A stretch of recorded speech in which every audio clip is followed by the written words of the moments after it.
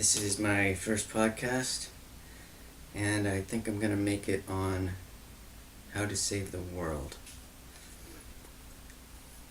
Um, First, I'm going to read a quote from Jean Baudrillard that addresses what the actual problem is. The world is not dialectical, it is sworn to extremes, not to equilibrium, but to radical antagonism, not to reconciliation or synthesis. This is also the principle of evil. Another quote that's related to this is do not oppose forces, use them. And that's Buckminster Fuller.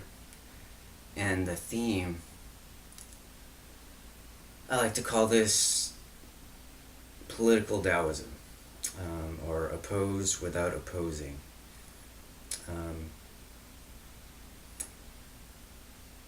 And I have like a motto. I like to say radical non-antagonism is the new revolutionism. Since every attempt to change the world is from a point of view, it's trying to project your personality's perspective onto everyone else, as if the other personalities are not supposed to be there. And this includes even the Occupy movement. When we're antagonistic towards people in power, we're not. First of all, they don't care. That's the first issue. And there's nothing you can really do. Especially in something as big as America. You might be able to do something in Switzerland or France, where everything is small and compacted and people have a national identity. But in the United States, it's really difficult. Everyone has their own idea, even within these groups. There's basically three, to simplify everything, there's three major groups. There's collectivists, individualists, and those that are disposed to accumulating symbolic power over others, and those are the banks. You might say CEOs are like that, but they're more about competition. They're more about the game of capitalism, whereas the banks are more about controlling the game of capitalism. And the collectivists are those that think that the system is unfair, or they're not, or anyone that really is artistic or thinks a lot or cares about other people is going to have a difficult time in a system that rewards ruthlessness. Especially when you're brought up with all these sitcoms and movies that are telling you the world is the opposite of that. That the world is more like Star Trek and people care about each other. Not that they don't. It's just that it's not, especially if you grew up in the 90s. You didn't have the internet, you didn't have YouTube. Maybe you took out some student loans and you didn't realize that the world is all about money. You thought you were going to get a job that could pay those back, maybe.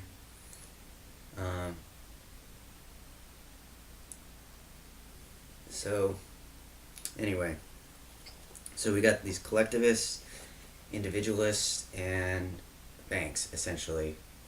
And collectivists hate individualists hate collectivists, and the only thing they both agree on is they both hate banks. There's two basic extremes: anarcho-capitalism and a resource-based economy. These are the extremes of individualism and capitalism. Anarcho-capitalists want to eliminate government and banks, essentially, and something like the Zeitgeist movement, they want to eliminate the entire monetary system. They want a resource-based distribution for what people need. They want to eliminate the market, essentially. It's a misconception to even call it a resource-based economy, because it's trying to eliminate the economy. First problem is that they both have a different worldview. One has a free will worldview, and the other one usually has a habitual worldview, where they think people are just doing things because they're habits. and they both think that they can change the banks, turn them into like hippies or something like that, for different reasons. And the idea is there's a flaw in both of their worldviews, that they can't change this disposition to symbolic power.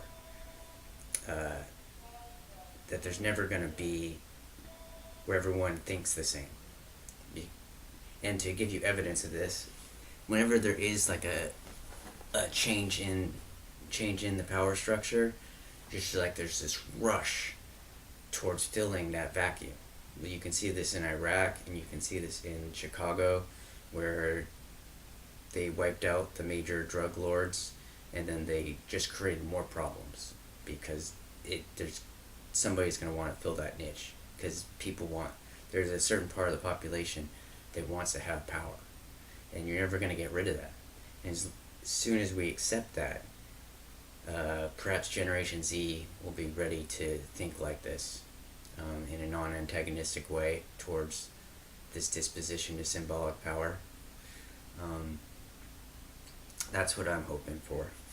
Anyway, moving on. Okay. So the idea I have is to make a deal with the Federal Reserve as opposed to trying to end the Fed. You invent this idea of a hypercurrency, which is grounded in other national currencies. And I think at first you could do Canada, the United States, and Mexico. And then the Fed would create the hypercurrency out of nothing, just like the dollar. And that it would use that to fund, and the governments would manage it, because you have to give them something to do. And it would be used to subsidize living space and utilities, universally. It'd be individualized by state because of different cost of living, and the governments could adjust it for any changes in cost of living, so nobody gets, like now, like lives are ruined when something major changes. It would have the effect of eliminating homelessness, eliminating the cost of homelessness on cities. It would also eliminate the need for taxes for things like welfare. It would make everything much more efficient, and it would be doing it without directly interfering with the market, like rent control and minimum wage hikes, which always get resistance from individualists, and they're not that effective in the first place, because cost of living keeps on rising due to inflation and other things, and also individualist owners will get around it because they want to make as much money as possible, and you're not going to change them, just like you're not going to change the banks. They don't like anything affecting their game. So that's a way to sneak collectivism in without affecting the market, is by creating this hypercurrency. It will increase inflation for the grounding currency slightly, but it will be suppressed while the hypercurrency is in use, because if it's not being exchanged back into the currencies it's grounded in, then it won't cause inflation to those currencies, as long as it's circulating in use. And there's evidence of this working with the dollar itself, because the dollar doesn't hyperinflate as much as it probably should, because it's propped up by the U.S. military. It's actually grounded in the U.S. military. It's not a fiat currency. There really is no such thing as a fiat currency. It's always grounded in something. So the fact that the U.S. military guarantees that the dollar is used as the petrodollar, at least for now, that's what keeps our economy going. So when people say there's no reason for this military budget, it does ground the economy to an extent. Not that there's not another way of doing it, but anyway. So we make a deal with the Fed, and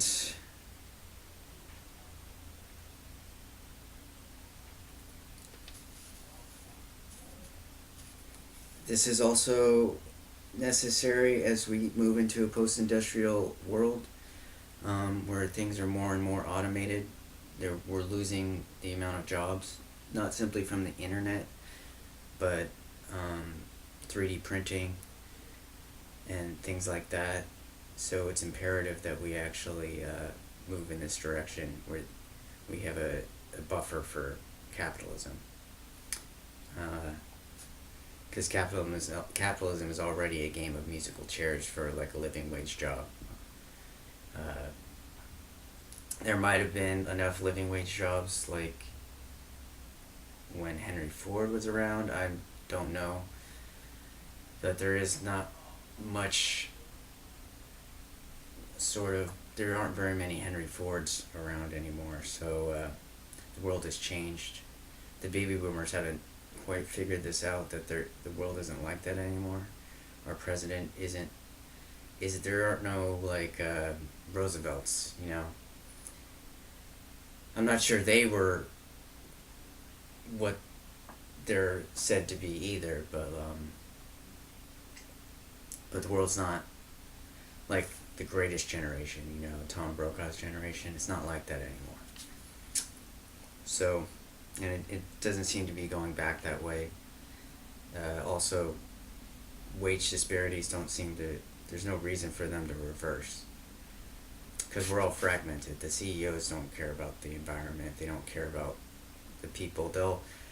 They'll keep on creating the wage disparities until like the system collapses. It's like they don't have an off switch. So anyway, also like creating subsidization of living space and utilities will incrementally alleviate the need for taxes for welfare and other things that are socialist programs. It will also enhance the rental market. That's another thing. Build up poor areas. So there's really no downside to this. Okay, and eventually we can expand it to the United Nations, where they would manage, and the national governments would manage on a more local scale, and you could solve environmental problems. You could deal with them from the United Nations because they'd have the money to be able to address these problems very quickly and without like bureaucratic restraints. So we have the benefits of collectivism without restricting the market, and we also have the alleviation of bottom-up taxation in favor of a top-down model.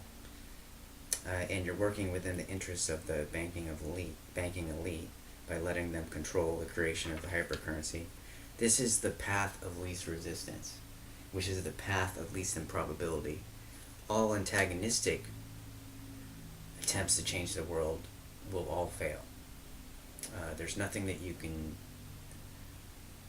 really do to change the world that is antagonistic. So I don't know how else to say it. This is the only way to save the world from itself. There's no real sense of humanity yet. It's not unified. People only use the word humanity. The only people that use that are people that are rich, or people in disaster movies that create this myth that everyone cares about everyone. It's not going to happen. Well, it can happen once people realize that all our personalities are supposed to be there. They're supposed to be expressed. There's a whole spectrum of personalities, and none of them is excluded, and none of them could be excluded, and for reasons that I'll talk about in another podcast. What else? The way to get something like this started is to basically spread this video, and then incrementally try to get on Joe Rogan's podcast, because he thinks in a similar way. He's seen both extremes, individualism and collectivism, and he sees the banks, and he doesn't see any conventional solution. Or he can see that, like, you know, even though he likes the Zeitgeist movement, he sees that it kind of seems impossible due to resistance from individualists and the banks. the way to get this started would be to occupy the Fed, but not in a protest, but in an anti-protest, in order to encourage them to create the hypercurrency and do this. Anything else that you're doing to try to help the world will fail. Like, or it doesn't really help. It's like sweeping the deck of the Titanic as it's sinking. Like, if you recycle, or you're trying to spread information, or it doesn't matter. Nobody, the majority of people don't care, and they're not really aware, and you're not going to be able to get them aware. So you have to go straight to the source, the Fed, and try to get them to change something by doing something that's in their favor. They're solidifying their power, they're integrating the world. You're trying to get the United Nations involved. What else? Yeah, I think that's it for now. Yeah, spread this video.